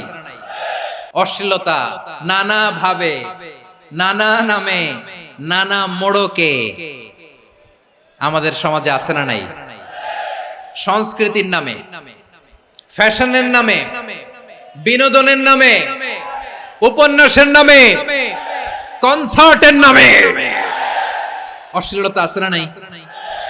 আপনি দেখেছেন কনসার্টগুলোর অবস্থা? আমাদের তরুণ তরুণীরা, আমাদের যুবক যুবতীরা, আমাদের জেনজিরা, কি অবস্থা ওইখানে? কনসার্টের নামে অশ্লীলতা আছে না নাই? ছেলে মেয়ে একে অপরকে জড়ায় ধরতেছে, একে অপরকে চুমু খাচ্ছে, প্রকাশ্যে, দিবালোকে, গণমানুষের সামনে। আল্লাহ তাআলা এই অশ্লীলতা থেকে আমাদেরকে বেঁচে থাকতে বলেছেন। রূপালী জগতের নামে অশ্লীলতা আছে না নাই? এই টার্মটা আপনারা জানেন না? রূপালী জগৎ কি জগৎ? আসলে কি রূপালী জগৎ না অন্ধকার জগৎ? আমার বোনেরা, আপনাদেরকে যে কি বলে তারা বুঝায়, রূপালী জগৎ শুনেই আপনি ভরকে যাবেন না। রূপালী জগতে যে নারী যত বেশি উলঙ্গ, সে নাকি তত বেশি সাহসী। জানেন? বলে এটা একটা সাহসী নারী, খুব সাহসী পদক্ষেপ তার। যত বেশি শরীর থেকে কাপড় নামাতে পারবে, যত বেশি বস্ত্রহীন হয়ে নিজেকে প্রেজেন্ট করতে পারবে, সে নাকি তত বেশি সাহসী।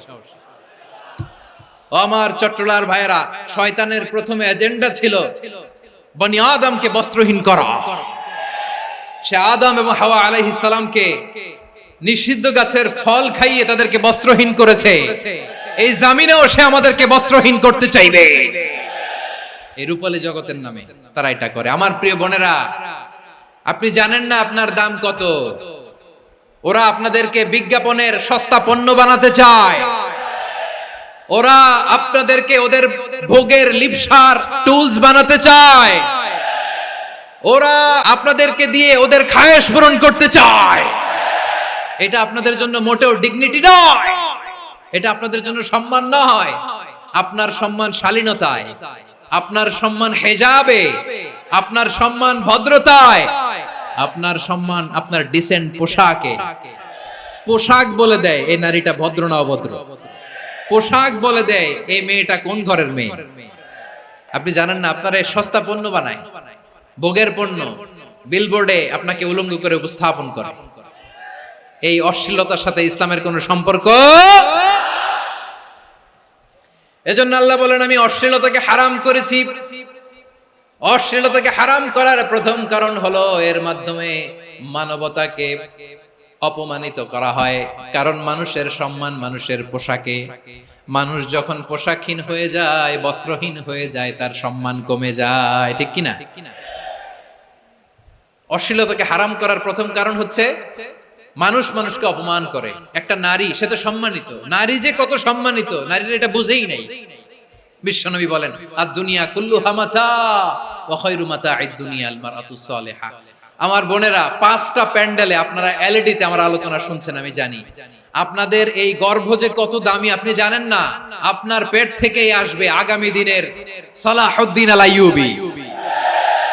আপনার পেট থেকেই আসবে অনাগত দিনের ইমাম মাহদী আল মুনতাযর। আপনার পেট থেকেই আসবে অনাগত দিনের ফয়সাল, ওয়াসিম, মুগ্ধ, আবু সাইদের মতো বীর যোদ্ধা। আমার প্রিয় বোনেরা, আমার প্রিয় বোনেরা, বিশ্বনবীর কথার ওজন খেয়াল করেন। আদ-দুনিয়া কুল্লুহা মাতা ওয়া খায়রু মাতা'আদ দুনিয়া আল মারআতুস সালিহা। দুনিয়ার সবকিছুই অ্যাসেট, এর মধ্যে সবচেয়ে দামি অ্যাসেট নেককার নারী। আপনার গর্ভ যে কত দামি আপনি জানেন না। নিজের সময়টাকে কাজে লাগান, কোরআন পড়েন, সুন্নাহ পড়েন। আপনার অনেক দায়িত্ব ঘরে। You are the MD of your family. একটা family it's a very big institution. পরিবার একটা অনেক বড় প্রতিষ্ঠান। And you are the MD of your institution. আপনি এই পরিবারের MD, managing director of your family. এখানে আপনার কত দায়িত্ব। আপনি ছেলে মেয়েদেরকে তারবিয়া করবেন, আপনি আপনার স্বামীর জন্য ঘরটারে জান্নাতের নীর বানাবেন, আপনার জন্য জান্নাতের ডুপ্লেক্স বাড়ি ওইখানে তৈরি করে রাখবে কে? আপনি যে কত দামি আপনি জানেন না। নারীদেরকে আল্লাহ বানিয়েছেন উচ্চতর করে, নিম্নতর নয়। নারীদেরকে ছোট্ট জিনিস দিলে এটারে বড় করে দেয়। নারীদেরকে ভ্রূণ দিলে, শুক্রাণু দিলে নারী এটারে বাচ্চা হিসেবে উপহার দেয়, ঠিক কিনা? বিয়ের মাধ্যমে স্বামী যখন তার শুক্রাণু তার স্ত্রীকে উপহার দেয়, স্ত্রী রিটার্নে কি উপহার দেয়? ফুল ফর্ম বেবি, মানব সন্তান। দেখছেন, আপনি দিলেন একটু, উনি দিছে বিশাল। আপনি যদি নারীকে বাজার এনে দেন, নারী এটাকে সুস্বাদু খাবারে রূপান্তর করে দেয়। আপনি তাকে একটা মুচকি হাসি দিয়ে দেন, সে তার কলিজা দিয়ে দেয়। কিন্তু যদি আপনি তার মনে কষ্ট দেন, সে আপনার জীবনকে জাহান্নাম বানায়া দেয়।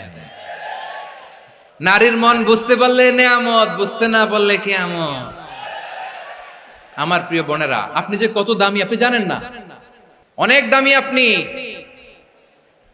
আপনাদেরকে যেন ভোগের সস্তা পণ্য বানাতে না পারে, আপনাদেরকে সচেতন থাকতে হবে। তাহলে কেন আল্লাহ তাআলা এই ফাহশা অশ্লীলতাকে হারাম করলেন? 1 নাম্বার, এতে হিউম্যান ডিগনিটি কমে। 2 নাম্বার, এতে মানুষের অধিকার নষ্ট হয়। আপনি বিয়ে করেছেন, এরে পরকিয়া করেন, ওর সাথে এরকম আছে না নাই? স্ত্রীর অধিকার নষ্ট করেছেন। আপনি বিবাহ সম্পর্কে আবদ্ধ হয়েছেন তার সাথে, আপনি পরকিয়া করেন ওই ছেলের সাথে, আপনি আপনার হাজবেন্ডের সাথে বিট্রে করেছেন। এজন্য আল্লাহ অশ্লীলতাকে হারাম করেছেন। অশ্লীলতাকে হারাম করার আরেকটা কারণ হচ্ছে আল্লাহ তাআলা এই হিউম্যান জেনারেশনকে এটাকে প্রিজার্ভ করতে চায়। হিফজুন নাসল, এটা মাকাসিদুশ শরিয়ার অনেক গুরুত্বপূর্ণ একটা মাকাসিদ, অনেক গুরুত্বপূর্ণ। আপনার নাসল, আপনার জেনারেশনকে সংরক্ষণ করা। এই যে আসতেছে ফেব্রুয়ারি, কত ফেব্রুয়ারি জানো? এটা কি বিশ্ব ভালোবাসা দিবস? হ্যাঁ, কি দিবস? এই বিশ্ব ভালোবাসা দিবসের সাথে মুসলমানদের কোনো সম্পর্ক নাই। আমার প্রিয় ভাইরা, এই যে আপনি অবৈধ সম্পর্কে জড়ালেন, কেন আল্লাহ অশ্লীলতাকে হারাম করেছে দেখেন। বলতেছিলাম যে এটা আপনার নাসল, আপনার জেনারেশন, আপনার লিনিয়েজ, আপনার বংশকে প্রিজার্ভ করা। কে কার বাবা, কে কার মা, বাবা মা জানা, প্রজন্মকে প্রিজার্ভ করা, এটা ইসলাম ওয়াজিব করে দিয়েছে। এই যে অবৈধ সম্পর্কের কারণে, বিশ্ব বেহায়া দিবসের কারণে, এগুলোর আউটকাম, আউটপুট হিসেবে মাঝে মাঝে এই ঢাকা মেডিকেলের ডাস্টবিনে নবজাতকের বাচ্চার কান্নার আওয়াজ শুনতে পাওয়া যায়। চট্টগ্রাম মেডিকেলের ডাস্টবিনে নবজাতকের কান্না শুনতে পাওয়া যায়। বীর চট্টলার মুসলমানেরা বুঝতে পারলে আওয়াজ করে বলেন, এই যে চট্টগ্রাম মেডিকেলে যে নবজাতকটা পাওয়া গেল, ওর বাবাকে আমাকে বলেন, ওর মাকে, ও কোন ফ্যামিলির সন্তান কেউ জানে? আপনি হিউম্যান ডিগনিটিকে অপমান করেছেন না? আপনি তার ভবিষ্যৎকে অন্ধকার করেছেন না? আপনি তার লিনিয়েজকে প্রশ্নবিদ্ধ করে দিয়েছেন না? এই জন্য আল্লাহ তাআলা অশ্লীলতাকে আমাদের জন্য হারাম করে দিয়েছেন। পড়েন সুবহানাল্লাহ। এই জন্য রব্বুল আলামিন বলেন, কুল ইন্নামা হারামা রাব্বিয়াল ফাওয়াহিশা মা যাহারা মিনহা ওয়া মা বাতান। প্রকাশ্য অপ্রকাশ্য সব অশ্লীলতাকে হারাম ঘোষণা করে দিয়েছে কে? আবার দুনিয়ার বুকে যারা অশ্লীলতার প্রসার করে তাদের জন্য শাস্তি মজুদ রেখেছে কে? রব্বুল আলামিন বলেন, ইন্নাল্লাযীনা يحبون أن تشيع الفاحشة في الذين آمنوا لهم عذاب أليم في الدنيا والآخرة والله يعلم وأنتم لا تعلمون নিশ্চয়ই যারা বিশ্বাসীদের মাঝে অশ্লীলতার প্রচার প্রসার করতে চায় তাদের জন্য আমি মর্মন্তুদ শাস্তি প্রস্তুত করে রেখেছি, দুনিয়াতেও রেখেছি, আখিরাতেও রেখেছি। ঘোষণাটা কার? যারা এই নাটকের নামে, সিনেমার নামে, রূপালী জগতের নামে, মুভির নামে, ওটিটি প্ল্যাটফর্মের নামে আমার সমাজে অশ্লীলতা ছড়াতে চায় তাদের জন্য কঠিন মর্মন্তুদ শাস্তি মজুদ রেখে দিয়েছে কে? ও আমার বোনেরা, এখনো আপনি জাগবেন না? এখনো আপনার চিন্তার দুয়ারে এখনো নাড়া পড়ে নাই? ওরা আপনাকে উলঙ্গ বানাতে চায়, ওরা আপনাকে আইটেম গার্ল বানাতে চায়। এজন্য ইসলাম অশ্লীলতাকে হারাম করেছে। হারাম। ইসলাম বলেছে যোজন যোজন দূরে থাকো, ওরা বলে না কাছে আসো, কাছে আসার গল্প, ক্লোজ আপ ওয়ান, কাছে আসার গল্প আছে না নাই? তাহলে অশ্লীলতার সাথে আমাদের কোনো সম্পর্ক? সবাই বলতে পারেননি, আওয়াজ করে বলুন, অশ্লীলতার সাথে আমাদের কোনো সম্পর্ক? আমরা এই সমস্ত ক্লোজ আপ ওয়ান, কাছে আসার গল্পের প্রোগ্রামে যাব? আমরা কোন ধরনের অশ্লীল কন্টেন্ট সোশ্যাল মিডিয়ায়, টিভিতে দেখব? কি যুগ যে আমরা কাটাচ্ছি আপনি কল্পনা করতে পারবেন না। পর্ন ইন্ডাস্ট্রি, নারী পুরুষের বস্ত্রহীন যুগল দৃশ্য, এটাকে দিয়ে ওরা কোটি ডলারের ইন্ডাস্ট্রি বানিয়েছে। পুরো মানব ইতিহাসে এরকম জঘন্য সময় মানব ইতিহাস পার করে নাই। পর্ন এটা ইন্ডাস্ট্রি হয়ে গেছে। আমাদের এই যুবকগুলো, জেনজি গুলো, ওদের চরিত্র বাঁচাবে কি করে? কেমন করে হেফাজত করবে ওদের এই মূল্যবান চরিত্র? আমার প্রিয় ভাইরা, এই অশ্লীলতার দ্য লেটেস্ট ভার্সন হচ্ছে LGBTQ, শরীফ থেকে শরীফা। শুনছেন আপনারা? দেখতে পুরুষ, আসলেই পুরুষ, সুস্থ একজন পুরুষ, 4 সন্তানের বাবা, বলে আমি মনে মনে নারী। দেখতে নারী, সুস্থ নারী, আসলেই সে দিব্যি একজন নারী, বলে আমি মনে মনে পুরুষ। সবচেয়ে ভয়ঙ্কর অশ্লীলতার সবচাইতে লেটেস্ট ভার্সন হচ্ছে এই ট্রান্সজেন্ডারিজম। সুস্থ পুরুষ তার বায়োলজিক্যাল গ্রোথকে হরমোন দিয়ে স্টপ করে দিয়ে সে সার্জারি করে নারী হতে চায়, সুস্থ নারী পুরুষ হতে চায়। পুরুষ পুরুষের প্রতি সেক্সুয়ালি আকর্ষণ বোধ করে, এটা লূত আলাইহিস সালামের কওমের মধ্যে ছিল। এটাকেও আল্লাহ কোরআনে ফাহিশা বলেছেন। ওয়ালুতান ইয قال لقومه أتأتون الفاحشة ما سبقكم بها من أحد من العالمين। লূত আলাইহিস সালাম বললেন, তোমরা কি এমন এক অশ্লীল কার্যক্রমে ডুব দিলে নাকি যেটা গোটা বিশ্বের কেউ কখনো করে নাই, তোমরাই প্রথম করেছো? পড়েন নাউযুবিল্লাহ। এই পশ্চিমের এই রোগ আমার দেশে যেন আসতে না পারে, আমাদের সজাগ থাকতে হবে। প্রিয় ভাইরা, চিল্লায় বলেন ঠিক কি না? পশ্চিমের অবস্থা ভয়ঙ্কর। পাশ্চাত্যে, আমি যুক্তরাষ্ট্রে ছিলাম অনেকদিন, কয়েক মাস, বিভিন্ন স্টেটে ঘুরেছি। গার্ডিয়ানরা উদ্বিগ্ন, ছেলে মেয়েদেরকে, ছোট্ট ছেলে মেয়ে, ওদেরকে জিজ্ঞেস করে, তুমি how do you feel right now inside yourself? তুমি ভিতরে ভিতরে কেমন ফিল করো? তোমার কি ছেলে ছেলে লাগে না মেয়ে মেয়ে লাগে? আচ্ছা বলেন, এই ছোট্ট বাচ্চাটা ওকে এগুলো জেন্ডার অ্যাসাইনমেন্ট বলতে এগুলো কিছু বুঝে? এইভাবে মিসগাইড করা হচ্ছে। কৌতূহল বশত ছোট্ট ছেলে যদি বলে আমার তো মেয়ে মেয়ে লাগে, তখন বলে যে না তুমি মেয়ে, ছেলে না। মা বাবা বাধা দিলে ওকে আলাদা গভর্নমেন্ট হাউসে নিয়ে যায়। ভয়ঙ্করতম অবস্থা। আমরা একটা সময় শুনতাম যে হুজুর আমার ছেলেটা খুব ভালো, হাফেজে কোরআন, আল্লাহওয়ালা। হুজুর আমার ছেলে দাড়ি রাখছে, আল্লাহওয়ালা। হুজুর আমার ছেলে 5 ওয়াক্ত সালাত জামাতের সাথে পড়ে, তার মানে আল্লাহওয়ালা। পশ্চিমে যে আমি কি শুনছি জানেন? ওরা বলে হুজুর আমার ছেলেটা ইউনিভার্সিটির একটা মেয়ের সাথে প্রেম করে, ও খুব আল্লাহওয়ালা, হুজুর দোয়া করবেন। এর কারণ ওদের কাছে আল্লাহওয়ালার ক্রাইটেরিয়া হচ্ছে হুজুর আমার ছেলেটা আরেক ছেলের পছন্দ করে নাই, আমার মেয়েটা আরেক মেয়েকে ভালোবাসে নাই, এজন্য আমার ছেলেটা আল্লাহওয়ালা, হুজুর ওর জন্য একটু দোয়া করে দিয়েন। কি চ্যালেঞ্জ ওরা ফেস করতেছে। ওনার ছেলে যে আরেক ছেলেরে বিয়ে করবে না, এটাতেই উনি খুশি যে আলহামদুলিল্লাহ আমার ছেলেটা একটা মেয়েরে ভালোবাসে, আমার মেয়েটা একটা ছেলেরে ভালোবাসে, মানে এটা খুব আল্লাহওয়ালা। নাউজুবিল্লাহ পড়তে পারলেন না? এজন্য অশ্লীলতার সাথে আমাদের কোনো সম্পর্ক। রব্বুল আলামিন বলেন ওয়ায়ানহা আনিল ফাহশাই ওয়াল মুনকারি ওয়াল বাগি, তিনটা জিনিসকে আমি নিষিদ্ধ করলাম। এক নাম্বার হলো ফাহশা, অশ্লীলতা। দুই নম্বরে হলো মুনকার, সমস্ত মন্দ কাজ। মুনকার মানে হচ্ছে যত মন্দ কাজ, খারাপ কাজ, বাজে কাজ, এটার বলে মুনকার। এটার কি বলে? আপনারা পড়ছেন না, তা'মুরুনা বিল মা'রুফি ওয়া তানহাউনা আনিল মুনকার। সৎ কাজের আদেশ, অসৎ কাজের নিষেধ। মুনকার, মুনকার হচ্ছে মানুষের স্বাভাবিক বিবেকবোধ যেটাকে খারাপ বলে, ওইটাই মুনকার। পৃথিবীর সব আসমানি গ্রন্থ যেটাকে খারাপ বলেছে, মানুষের স্বাভাবিক বিবেকবোধ যেটাকে খারাপ বলেছে, এগুলো সব মুনকার। যেমন ইফতিজিং, এটা কি ভালো না খারাপ? মজুদদারি, খাদ্যে ভেজাল দেওয়া, ওজনে কম দেওয়া, মাছে ফরমালিন মিশানো, চাঁদাবাজি, টেন্ডারবাজি, দখলবাজি, এগুলো আমাদের স্বাভাবিক বিবেকেই বলে এগুলো খারাপ, এগুলো হচ্ছে মুনকার। আল্লাহ তাআলা এই মুনকার থেকে আমাদেরকে বেঁচে থাকতে বলেন, আর শয়তান এই মুনকারের প্রতি আমাদেরকে উদ্বুদ্ধ করে।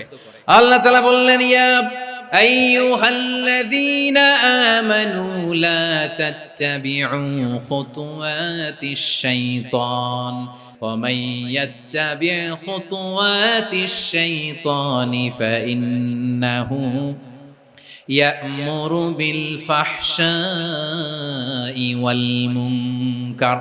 আল্লাহ বললেন, আমার গোলামেরা শোনো শোনো, ও আমার বিশ্বাসী বান্দারা খবরদার, তোমরা কশিনকালেও শয়তানের পদাঙ্ক অনুসরণ করবে না, কারণ শয়তান তোমাদেরকে অশ্লীলতা এবং মন্দ কাজের দিকে উদ্বুদ্ধ করে। আমাদের কাজ হচ্ছে শয়তান আমাদেরকে যেদিকে নিতে চায় আমরা তার উল্টা দিকে যাব। শয়তান এই মন্দ কাজকে আমাদের কাছে বিউটিফাই করে, চাকচিক্যময় করে আমাদের সামনে উপস্থাপন করে। এজন্য আল্লাহ বলেন মুনকারকে থামাতে হবে, মুনকার প্রতিরোধ করতে হবে। মুনকার প্রতিরোধের দায়িত্ব শুধু আমাদের নাকি? শুধু আপনার খতিব সাহেবের, ইমাম সাহেবের, নাকি মুসলিম উম্মার সবার? আওয়াজ করে বলুন, মুনকার অসৎ কাজ প্রতিরোধের দায়িত্ব কার? রাব্বুল আলামিন বলেন, কুনতুম খায়রা উম্মাতিন উখরিজাত লিন-নাসি তা'মুরুনা বিল মা'রুফি ওয়া তানহাউনা আনিল মুনকার। তোমাদেরকে শ্রেষ্ঠ জাতি করে জমিনের মধ্যে আবির্ভূত করা হয়েছে, যাতে করে তোমরা জমিনের ভেতরে সৎ কাজের আদেশ করতে পারো আর অসৎ কাজের নিষেধ করতে পারো। উম্মাহ, কুনতুম খায়রা, তাহলে গোটা উম্মার দায়িত্ব, এটা বুঝতে পারছেন তো? আচ্ছা, আরো নিচে আসেন। এরপরে আল্লাহ বললেন, শুধু উম্মাহ না, এই জমিনের রাজত্ব আমি যাদের হাতে দেই, এই জমিনের মালিক আমি যাদেরকে বানিয়ে দেই, যাদেরকে আমি সরকারের দায়িত্ব দেই, তাদেরকেও মুনকার প্রতিরোধের দায়িত্ব দিয়েছে কে? আল্লাহ বলেন, যারা ক্ষমতার মসনদে বসেছে তাদেরকে 4 দফা কর্মসূচি আমি আল্লাহ দিলাম। আওয়াজ করে বলেন, কয় দফা? আল্লাহ বলেন, আল্লাযীনা ইম্মাক্কান্নাহুম ফিল আরদি আকামুস সালাতা ওয়া আতাউয যাকাতা ওয়া আমারু বিল মা'রুফি ওয়া নাহাউ আনিল মুনকার ওয়ালিল্লাহি আকিবাতুল উমুর। যারা এই জমিনের উত্তরাধিকার হয়েছে তারা 4 দফা কর্মসূচি নিয়ে সামনে আগাবা। সালাত কায়েম করবা, যাকাত আদায় করবা, সৎ কাজের আদেশ দিবা, অসৎ কাজ থেকে মুনকার প্রতিরোধ করবা। আদেশটা কার? আমার প্রিয় চট্টলার ভাইরা, পুরো উম্মার দায়িত্ব মুনকার প্রতিরোধ করা, সরকার প্রধানের দায়িত্ব মুনকার প্রতিরোধ করা। এরপর আল্লাহ বলেন, প্রতিটা ফ্যামিলির যিনি প্রধান সিইও বাবা, প্রত্যেক বাবারও দায়িত্ব এই মুনকার প্রতিরোধ করা। আওয়াজ করে বলেন ঠিক কি না? যেমনটি সাইয়েদনা লোকমান আলাইহিস সালাম ওনার কলিজার টুকরা সন্তানকে আদেশ করেছেন, ইয়া বুনাইয়া আকিমিস সালাতা ওয়া'মুর বিল মা'রুফি ওয়ানহা আনিল মুনকার। পড়েন সুবহানাল্লাহ। বাবা ছেলেকে সবক দিচ্ছে, লোকমান আলাইহিস সালাম ছেলেকে বলতেছে, ওরে আমার কলিজার টুকরা সন্তান, ওরে আমার বাছা, নামাজ কায়েম করবা, সৎ কাজের আদেশ দিবা, আর মুনকার প্রতিরোধ করবা, অসৎ কাজ সমাজ থেকে খারাপ কাজকে ঝেঁটে বিদায় করে দিবা। তাহলে দেখেন আমি স্টেপ বাই স্টেপ নামলাম। পুরা উম্মার দায়িত্ব, জমিনের উত্তরাধিকারী আল্লাহ যাদেরকে বানিয়েছেন সরকার, তাদের দায়িত্ব, প্রতিটি ফ্যামিলির প্রধানের দায়িত্ব, এরপরে বিশ্বনবী বলেন সচেতন প্রতিটি মুসলিমের দায়িত্ব সমাজ থেকে মুনকারকে উৎখাত করা। বিশ্বনবী বলেছেন মান রাআ মিনকুম মুনকারান ফালিয়ুগাইয়িরহু বিয়াদিহি ফাইন লাম ইয়াস্তাতি ফাবিলিসানিহি ওয়া ইন লাম ইয়াস্তাতি ফাবিকলবিহি ওয়া যালিকা আযআফুল ঈমান। সমাজে যে মুনকার দেখবে, খারাপ কাজ দেখবে, সে যেন হাত দিয়ে সেটাকে থামায়। আমার প্রিয় ভাইরা, না থামালে আমরাই ডুববো শেষমেশ। আমাদের বাঁচার জন্য হইলেও থামাইতে হবে। রব্বুল আলামিন বলেন ওয়াত্তাকু ফিতনাতাল লা তুসিবান্নাল্লাযীনা যালামু মিনকুম খাসসা। ও আমার গোলামেরা, ওই আযাবকে ভয় করো যে আযাব যখন আমি জমিনের বুকে পাঠাই শুধু জালেমদেরকেই মারি না, আলেমদেরকেও মারি।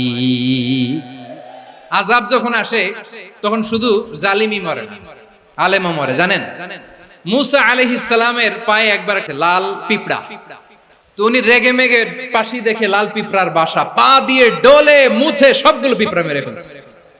এই ঘটনাটা আল্লাহ ঘটিয়েছেন এজন্য মুসা আলাইহিস সালাম ছিলেন কালিমুল্লাহ, সরাসরি আল্লাহর সাথে কথা বলতেন। তিনি আল্লাহকে জিজ্ঞেস করেছিলেন, আল্লাহ তুমি যখন কোন জনপদে আযাব পাঠাও, শাস্তি দাও, ওখানকার শুধু জালেমরাই তো মরে না, ভালো মানুষগুলাও মরে, তো আযাব দিবা মুশরিকদের উপর দিবা, অবাধ্যদের উপর দিবা, ভালো মানুষগুলোরে মারো কেন? আল্লাহ বললেন, মুসা তোমার যে কামড় দিছিল পায়ের মধ্যে পিঁপড়া, কয়টা পিঁপড়া? একটা পিঁপড়া, তো সবগুলারে মারলা কেন? রেগে মেগে পুরো পিঁপড়ার বাসা ভেঙে মেসাকার করলা কেন? আমি যখন অ্যাকশনে যাই, আমি যখন শাস্তি দেই, তখন এত বাস বিচার করা হয় না, বাস বিচার করা যায় না। যখন অ্যাকশনে যাওয়া হয় ওইটা ডাইরেক্ট অ্যাকশন হয়ে যায়। চিল্লায় বলো ঠিক কি না? এজন্য আমাদের বাঁচার জন্য হলেও এই পাপ থামাতে হবে, এই শয়তানের অট্টহাসি থামাতে হবে, অন্যায় অপরাধ সমাজ থেকে আমাদের থামাতে হবে। কারণ আযাব আসলে ওরাও মরবে, আমরাও মরব। একটা জাহাজ 2 তলা, আপনি আছেন 2য় তলায়, নিচের তলার কিছু লোক জাহাজের তলা ছিদ্র করতে আরম্ভ করছে। কি ছিদ্র করতেছে? আচ্ছা, জাহাজের তলা ছিদ্র করলে তলা দিয়ে কি ঢুকে? এখন আপনি যদি বলেন আমার কি, আমি তো 2 তলায়, আমি তো ভালো আছি, ওরা ছিদ্র করে ওরা মরবে। আসলে কি শুধু ওরা মরবে? তলা দিয়ে যখন পানি ঢুকবে, জাহাজ ঢুকলে আপনিও মরবেন। এজন্য নিজে মরার আগে ওই পাগলগুলোর নিচতলায় যে থামাতে হবে। চিল্লায় বলেন ঠিক কি না?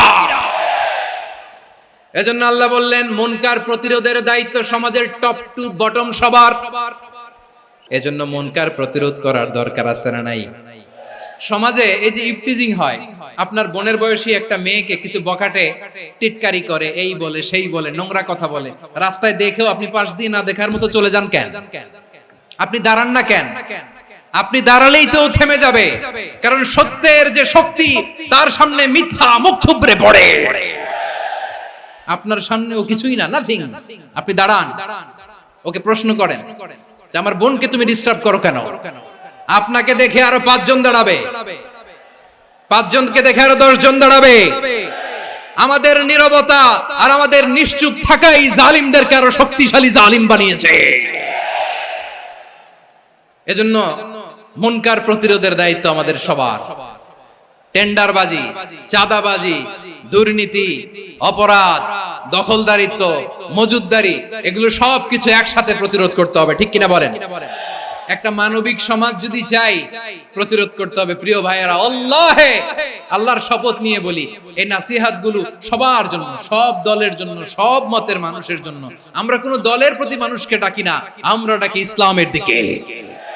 সব দলের, সব মতের, সব মানুষদেরকে আমরা আহ্বান জানাই, আসুন আমরা একটা সুন্দর সমাজ বিনির্মাণ করি। এই যে নতুন বাংলাদেশের এক সুযোগ এসেছে, আর জীবনে হয়তো আসবে না, সামনের 100 বছর এই সময় আসবে না। আসুন দেশটাকে আমরা সাজাই, আসুন আমরা দুর্নীতি বন্ধ করি, আসুন আমরা চাঁদাবাজি বন্ধ করি, আসুন আমরা দখলদারিত্ব বন্ধ করি, আসুন আমরা এক দল আরেক দলকে নিশ্চিহ্ন করার যে রাজনীতি, এটা বন্ধ করি। সব দলের প্রতি আমার আহ্বান, আমরা চাঁদাবাজ মুক্ত বাংলাদেশ চাই, জুলুম মুক্ত বাংলাদেশ চাই, ফ্যাসিজম মুক্ত বাংলাদেশ চাই, গুণ খুন খারাপি মুক্ত বাংলাদেশ চাই, আমরা নতুন ভোরের বাংলাদেশ চাই। ওই বাংলাদেশ পাওয়ার জন্য মুনকার প্রতিরোধে, অন্যায় প্রতিরোধে যদি বাঘের বাচ্চার মতো, আবু সাইদের মতো দুই হাত উঁচু করে বুককে টান টান করে প্রসারিত করে দাঁড়াতে হয়, রাজি আছো মুসলমান? রাব্বুল আলামিন বলেন ওয়ায়ানহা আনিল ফাহশাই ওয়াল মুনকারি ওয়াল বাগি ইয়াইদুকুম লাআল্লাকুম তাযাক্কারুন। আল্লাহ বললেন আমি অশ্লীলতাকে নিষেধ করি, আমি সব ধরনের মন্দ কাজকে নিষিদ্ধ করি, সব শেষে আমি সীমা লঙ্ঘনকে তোমাদের জন্য নিষিদ্ধ করি। নিষিদ্ধ করেছেন কয়টা জিনিস? এক নম্বরে অশ্লীলতা, দুই নম্বরে মুনকার তথা সব মন্দ কাজ, তিন নম্বরে আল বাগি সীমা লঙ্ঘন, ক্রসিং দ্য লিমিট। সীমা লঙ্ঘন করা ভালো না। We all should know our limits. চিল্লায় বলেন ঠিক কিনা? একই আয়াতে আল্লাহ বললেন কুল ইন্নামা হাররামা রাব্বিয়াল ফাওয়াহিশা মা যাহারা মিনহা ওয়া মা বাতানা ওয়াল ইসমা ওয়াল বাগিয়া বিগাইরিল হক। অন্যায় ভাবে যে অবাধ্য হয়, যে সীমা লঙ্ঘন করে, তাদেরকেও আমি এটা হারাম করে দিলাম। সীমা লঙ্ঘন করা হারাম। আল্লাহ বারবার বারবার আমাদেরকে ওয়ার্নিং দেয়। যখন আমরা থামি না তখন আল্লাহ ধরে, আর যখন ধরে তখন ছাড়ে না। ধরে ধরে ধরে না, ধরলে আল্লাহ। ফেরাউনকে কিন্তু হুট করে ধরে নাই, আপনারা জানেন 9 বার ওয়ার্নিং দিয়েছে। ফেরাউনকে আল্লাহ তাআলা ওয়ার্নিং দিয়েছিল কয়বার? রাব্বুল আলামিন বলেন ওয়ালাকাদ আতাইনা মূসা 9 আয়াতিন বাইয়িনাত। 9টা মুআজিজা দেখিয়েছি। 1 2 3 বারবার এইভাবে রিমাইন্ডার, ওইভাবে রিমাইন্ডার, এইভাবে নসিহত, ওইভাবে দাওয়া। ফাকুলা লাহু কাওলান লাইয়িনা, নরম করে বলো, সফট করে বলো, যত ওয়ে হতে পারে দাওয়া মেথডোলজি। মুসা আলাইহিস সালামের সব অ্যাপ্লাই শেষ, 10ম বারে যে আল্লাহ ধরছে। 10ম বারে যে ধরেছে। এজন্য আল্লাহ বলেন আমি সীমা লঙ্ঘনকে পছন্দ করি না। কোরআনের অন্য আয়াতে বাগীকে বলা হয়েছে আল ইতিদা। সীমা লঙ্ঘন যারা করে তাদেরকে আল্লাহ বলেছেন মুতাদিন। ওয়াকাতিলু ফি সাবিলিল্লাহিল্লাযীনা ইউকাতিলুনাকুম ওয়া লা তা'তাদু ইন্নাল্লাহা লা ইউহিব্বুল মুতাদিন। আমি সীমা লঙ্ঘনকারীদেরকে কোশ্চিনকালেও পছন্দ করি না। আমরা যেন সীমা লঙ্ঘন না করি, রাজি আছেন তো? যে কোনো ক্ষেত্রে ইবাদতে যেন সীমা লঙ্ঘন না করি। অনেকে আমরা ইবাদতে সীমা লঙ্ঘন করে ফেলি। বিশ্বনবী সাল্লাল্লাহু আলাইহি ওয়াসাল্লাম যেটা শিখিয়েছেন এর বাইরে যে অতিরিক্ত বুজুর্গ হতে চায়, এরকম আছে না নাই?